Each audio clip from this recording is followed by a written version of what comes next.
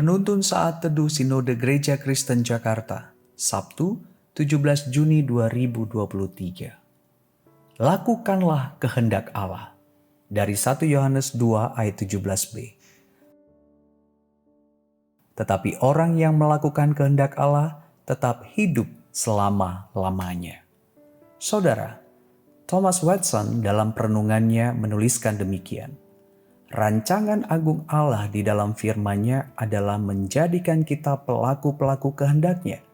Melaksanakan kehendak Allah merupakan bukti ketulusan dan kasih kita kepada Kristus. Gagal melaksanakan kehendak Allah merupakan kebodohan, karena dengan mengabaikan kehendak Allah, sebenarnya kita sedang melaksanakan kehendak iblis.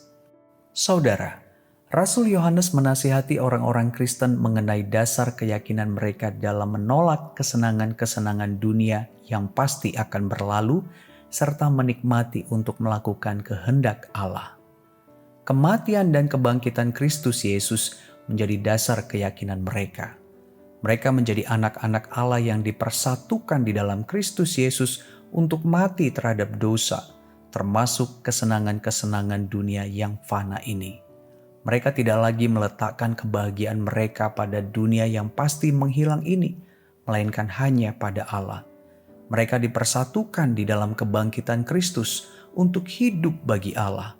Yang mereka ikuti adalah kehendak Allah.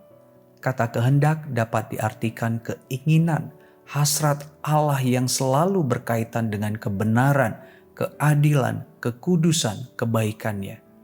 Orang-orang Kristen yang hidup di dalam Kristus akan selalu berjuang untuk melakukan kehendak Allah, seperti menaati kebenaran firman di dalam pimpinan Roh Kudus.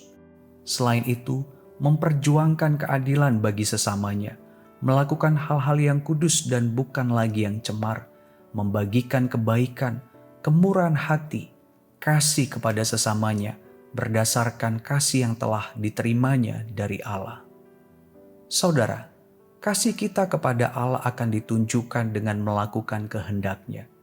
Di dalam Kristus Yesus, kita diberikan kuasa menjadi anak-anak Allah yang melakukan kehendak Allah dan tidak lagi melakukan kehendak yang jahat.